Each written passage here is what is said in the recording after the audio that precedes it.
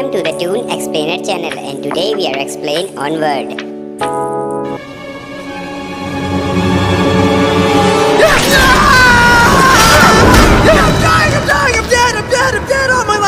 कहानी की शुरुआत में हमें बताया जाता है कि कई साल पहले धरती पर कुछ ऐसे क्रिएचर रहते थे जिन्हें मैजिक करना आता था, लेकिन मैजिक को सीखने के लिए काफी ज्यादा टाइम लगता था। इसीलिए लोगों ने मैजिक की जगह टेक्नोलॉजी को अपनाया, जिसके चलते लोगों ने मैजिक का यूज करना बहुत ही कम कर दिया और फिर धीरे धीरे मैजिक का नाम इस दुनिया से गायब हो गया। अब लोगों को मैजिक के बारे में कुछ पता ही नहीं होता है कि वो एग्जिस्ट भी करती है या नहीं, लेकिन असल में मैजिक अभी भी एग्जिस्ट करता है। अब कहानी के प्रेजेंट में हम लैन नाम के एक टीनेजर लड़के को देखते हैं जिसका आज 16वां जन्मदिन था। तो उसकी मॉम उसे बर्थडे विश करती है। फिर जब उनकी नजर लैन के शर्ट पर पड़ती है तो वो काफी खुश हो जाती है, क्योंकि वो शर्ट उनके फादर की थी जिनकी डेथ काफी टाइम पहले हो चुकी है।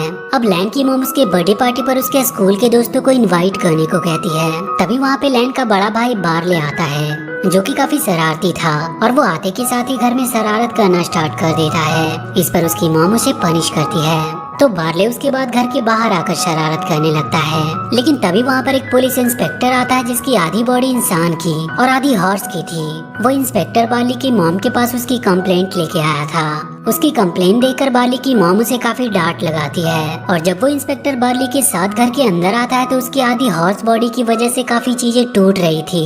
ये देखकर लैन काफी परेशान हो जाता है, इसीलिए वो जल्दी से अपने स्कूल बैग को लेकर बस स्टैंड पर बस के आने का वेट करने लगता है। वहीं बस स्टैंड पर एक आदमी उसकी शर्ट को देखकर उससे पूछता है कि ये शर्ट किसकी है। तो लैन उसे अपने डैड का नाम बताता है। ये सुनकर वो आदमी उससे कहता है कि तुम्हारे डैड मेरे काफी अच्छे दोस्त थे। आगे वो लैन को उसके डैड के बारे में बहुत अच्छी अच्छी बातें बताता है। अब लैन अपने डैड की अच्छी अच्छी बातें सुनकर काफी खुश हो रहा था। कुछ देर के बाद वो एक लिस्ट बनाता है जिसमें वो लिखता है कि आज वो क्या क्या करने वाला है। फिर वो लिस्ट के अकॉर्डिंग अपनी कार को लेकर सबको अपने बर्थडे पार्टी पर इनवाइट करने जाता है, लेकिन इस काम को करने में वो काफी नर्वस हो रहा था और इसीलिए कुछ लाइनों को वो अपने हाथों में लिख लेता है और जैसे तैसे करके वो अपने सारे फ्रेंड को इनवाइट करता है। उसके सारे फ्रेंड्स भी उसकी पार्टी में आने को तैयार हो जाते हैं, लेकिन तभी वहाँ पर उसका भाई बार्ले अपनी वैन को लेकर आता है, जिसकी हरकतों से शर्मिंदा होकर लैन अपने फेस पर अपना हाथ रखता है, जिस वजह से उसके हाथ की सारी स्याही उसके मुंह पे लग जाती है। ये देखकर उसके सारे फ्रेंड उस पर हंसने लगते हैं, इसलिए लैन सबसे कहता है कि उसकी बर्थडे पार्टी कैंसिल हो गई है, और इतना कहकर वो अपने भाई के साथ अपने घर पर आ जाता है। लेकिन इससे लैन काफी दुखी था, क्योंकि उसने जैसा सोचा था वैसा हुआ नहीं, और इसीलिए अब वो उस लिस्ट में लिखे हुए सारे काम को इरेज करने लगता है। लैन को दुखी देखकर उसकी मॉम उसे वो गिफ्ट देती है, जो कि उसके डैड ने उसके 16वें जन्मदिन पर देने को कहा था। वो उस गिफ्ट को देखकर काफी एक्साइटेड हो जाता है, और जब वो उस गिफ्ट को खोलकर देखता है तो उसमें एक मैजिकल स्टिक और एक खास तरह का पत्थर होता है, और एक कागज पर एक मैजिकल स्पेल लिखा हुआ था। इसके अलावा कागज पर लिखा हुआ था कि मैजिकल स्टिक के ऊपर वो पत्थर लगाने से मरे हुए इंसान को एक दिन के लिए जिंदा किया जा सकता है। अब ये सुनकर वो दोनों भाई बहुत एक्साइटेड हो जाते हैं अपने मरे हुए डैड से मिलने के लिए, और बिना कोई टाइम वेस्ट किए बार्ले उस मैजिकल स्टिक से अपने डैड को बुलाने लगता है, लेकिन उससे कुछ होता नहीं। तो लैन उस मैजिकल स्टिक को लेकर अपने कमरे में आ जाता है और कागज पे लिखे उस स्पेल को पढ़ने लगता है, और तभी उस मैजिकल स्टिक में रोशनी हो जाती है।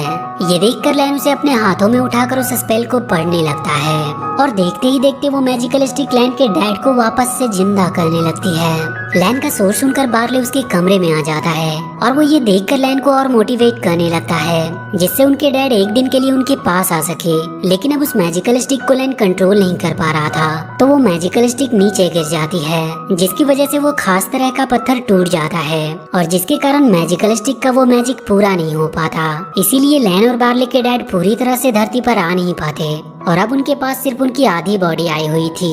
ये देखकर लैन बार्ले के ऊपर बहुत गुस्सा होता है, क्योंकि उसने लैन को मोटिवेट करने के चक्कर में उसे डिस्ट्रैक्ट कर दिया था, और उसी की वजह से वो मैजिकल स्टिक को कंट्रोल नहीं कर पाया। बार्ले उस टूटे हुए पत्थर को देखकर लैन को बताता है कि उसे पता है कि ये खास किस्म का पत्थर कहाँ पे मिलेगा। ये सुनकर लैन खुश हो जाता है और बार्ले से उसे लेकर उस जगह पर चलने को कहता है, और अब वो दोनों अपने डैड को लेकर जाने लगते हैं। लेकिन जाने से पहले लैन दरवाजे पर अपनी मॉम के लिए एक लेटर रखता है। थोड़ी देर बाद जब लैन की मॉम घर पर आती है तो उनकी नजर उस लेटर पर पड़ती है, जिसे देखकर उन्हें पता चल जाता है कि बार्ली और लैन कहाँ पर गए हैं और इसीलिए वो भी जल्दी से उस जगह पर जाने लगती है। अब कुछ देर के बाद लैन और बार्ली उस जगह पर पहुंच जाते हैं जहां उन्हें एक मैजिकल क्रिएचर से मिलना था।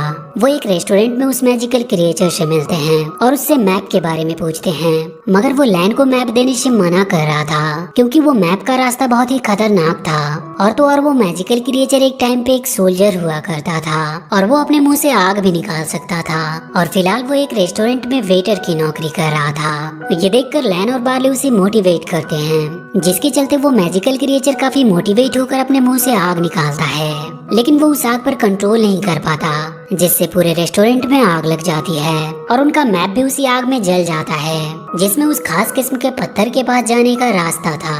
अब उस रेस्टोरेंट में चारों ओर आग लग गई थी, इसीलिए सभी लोग अपनी अपनी जान बचाने के लिए इधर उधर भाग रहे थे। वहीं लैन और बार्ली भी गेट की तरफ जाने लगते हैं, लेकिन इस दौरान उनके डैड की वो बॉडी पीछे रह जाती है, जिनके ऊपर एक पिलर गिरने ही वाला था कि तभी लैन एक स्पेल बोलकर एक मैजिक करता है और वो उस पिलर को हवा में ही फ्रीज कर देता है। जिसके बाद लैन और बार्ली अपने डैड को लेकर सही सलामत रेस्टोरेंट के बाहर चले आते हैं और उनके जाने के थोड़ी देर बाद ही वहाँ पर लैन की मॉम आती है और वो उस रेस्टोरेंट में लगी हुई आग को देखकर काफी परेशान होती है। उसके बाद वो उस मैजिकल क्रिएचर से लैन और बार्ली के बारे में पता करती है, तो उससे उन्हें पता चलता है कि उसने उन दोनों को उस जगह के बारे में बताया है जहाँ पर वो खास किस्म का पत्थर मिलता है। आगे वो मैजिकल क्रिएचर कहता है कि अगर लैन और बार्ली ने उस खास किस्म के पत्थर को उठा लिया तो उन्हें एक कर्ज मिलेगा। ये सुनते ही लैन की मॉम बच्चों को बचाने के लिए मैजिकल क्रिएचर के साथ उनके पीछे जाती है। इधर रास्ते में जब बार्ली के वैन का फ्यूल खत्म हो जाता है तो उसे एक आइडिया आता है और वो लैन से कहता है कि तुम मैजिक से इस गैस कैन को बड़ी कर दो। लैन उसकी बात मानकर अपने मैजिक से उस गैस कैन को बड़ी करने लगता है, लेकिन उसका मैजिक बार्ली के ऊपर हो जाता है, जिसकी वजह से वो बहुत छोटा हो जाता है। इस तरफ लैन की मॉम मैजिकल क्रिएचर से उस कर्ज के बारे में पूछती है, तो वो उन्हें बताता है कि जैसे ही कोई उस खास किस्म के पत्थर को उठाता है तो वहाँ एक ड्रैगन आ जाएगा जो कि उस पत्थर की हिफाजत करता है। उस पत्थर के हटते ही वो ड्रैगन उस जगह को पूरी तरह से बर्बाद कर देगा। ये सुनते ही लैन की मॉम उस ड्रैगन से बचने का सॉल्यूशन पूछती है। इस पर वो मैजिकल क्रिएचर बताता है कि हम उस ड्रैगन को एक सोल्जर स्वॉर्ड से मार सकते हैं। इधर लैन बार्ली को अपनी जेब में बिठाकर गैस स्टेशन पर आ गया था। अब वो जब गैस कैन में फ्यूल भर रहा था तो बार्ली वहाँ पर कुछ स्मॉल क्रिएचर से झगड़ा करता है, तो वो स्मॉल क्रिएचर बार्ली के पीछे ही पड़ जाते हैं। जैसे तैसे करके लैन बार्ली को उनसे बचाकर कार में बैठ जाता है, मगर बार्ली के छोटा हो जाने से वो कार को अब ड्राइव नहीं कर सकता था, जिसकी वजह से अब लैन को ही ड्राइव करनी पड़ती है, जो कि उसके लिए काफी मुश्किल का काम था क्योंकि उसे ठीक से कार चलाने आती नहीं थी। लेकिन वो अपने डैड और भाई के लिए कार को ड्राइव करता है और आखिर में वो उन स्मॉल क्रिएचर को पीछे छोड़ देता है, जिसके बाद बार्ली भी पहले जैसा नॉर्मल हो जाता है। लेकिन तभी अब उनके पीछे पुलिस आ जाती है और लैन को ना चाहते हुए भी कार रोकनी पड़ती है। लेकिन पुलिस से बचने के लिए लैन और बार्ली मैजिक से उस पुलिस इंस्पेक्टर का रूप ले लेते हैं जिसकी आधी बॉडी इंसान की और आधी हॉर्स की थी।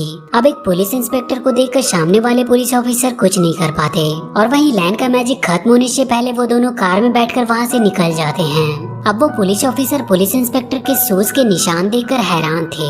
वहीं पे लैन और बार्ली के बीच में बहस होने लगती है, तो उनके डैड एक सॉन्ग लगाकर वहीं पे डांस करने लगते हैं, जिसे देखकर वो दोनों भी उनके साथ ही डांस करने लगते हैं। इस तरफ लैन की मॉम और मैजिकल क्रिएचर एक शॉप पे आते हैं जहाँ से उन्हें वो स्वॉर्ड मिलने वाली थी, लेकिन शॉप की ओनर उस स्वॉर्ड का दाम बढ़ा देती है। तभी लैन की मॉम को पुलिस ऑफिसर से पता चलता है कि उनके बच्चे उन्हें मिल चुके हैं, तो वो बिना कोई टाइम वेस्ट किए उस शॉप ओनर को बेहोश करके वहाँ से स्वॉर्ड को अपने साथ ले जाती है। वहीं लैन और बार्ली एक ऐसी जगह पे आ जाते हैं जहाँ पर खाई होती है और वहाँ से आगे जाने के लिए उन्हें पूल से वैन लेकर जाना था, लेकिन वो पूल फोल्डेड था और जिसको सीधा करने का स्विच भी काफी दूर था। तो इस पर बार्ली लैन को मैजिक से एक इनविजिबल पूल बनाने को कहता है, जिससे वो खाई के दूसरी ओर जाकर उस पूल को सीधा कर सके। लेकिन लैन उस खाई को देखकर काफी डर गया था, तो बार्ली उसे रस्सी से बांध देता है जिससे वो लैन को गिरने से बचा सके। अब लैन एक मैजिक स्पेल को बोलकर खाई के ऊपर से जाने लगता है, लेकिन वो इसमें कामयाब नहीं होता, पर बार्ली उसे गिरने से किसी तरह बचा लेता है।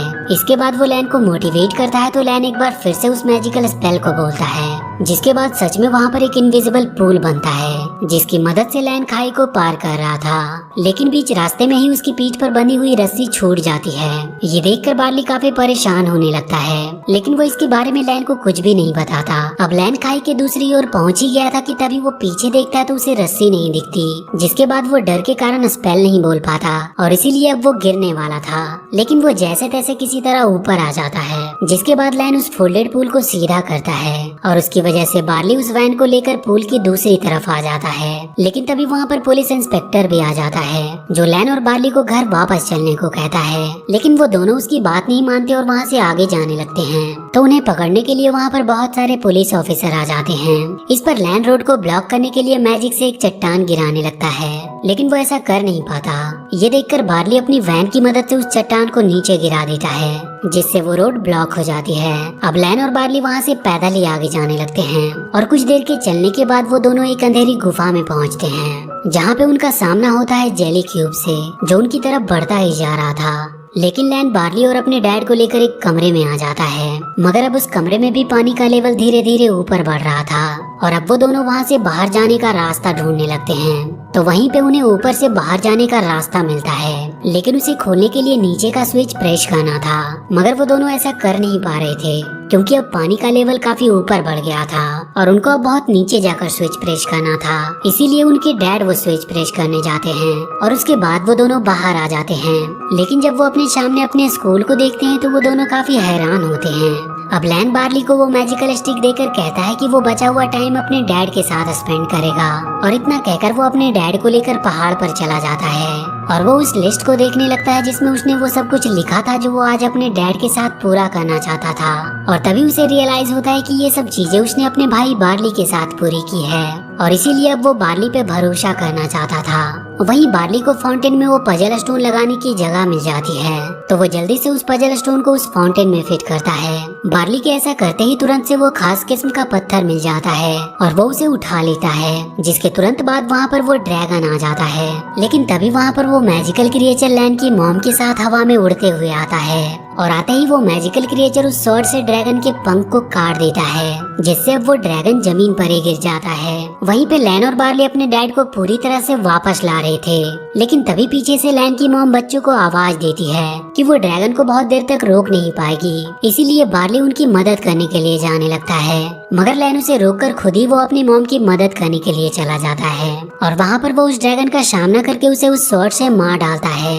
लेकिन ड्रैगन के ब्रिक्स की वजह से लैन वहीं फंस जाता है। इधर लैन के डैड पूरी तरह से वापस आ चुके थे, जिनसे बार्ली काफी बात करता है और अब उनके वापस जाने का समय भी हो गया था और इसीलिए वो हमेशा के लिए धरती से चले जाते हैं और ये सब लैन दूर से देख रहा होता है। लेकिन अब उसे समझ आ गया था कि बार्ली ही उसके लिए सब कुछ है और इसके बाद वो जाकर बार्ली से गले मिलता है। इसके बाद कुछ सालों के बाद की कहानी दिखाई जाती है, जिसमें अब ये दुनिया पहले की तरह ही फिर से मैजिक का यूज कर रही थी। वहीं लैन अपने स्कूल में बच्चों को मैजिक सिखा रहा था और इसके अलावा उसने बार्ली को एक नई कार गिफ्ट की थी, जिसे देखकर बार्ली काफी ज्यादा खुश था और फिर वो दोनों मैजिक से अपनी कार को उड़ाकर एडवेंचर पर चले जाते हैं और इसी के साथ ये मूवी यहीं पर खत्म हो जाती है।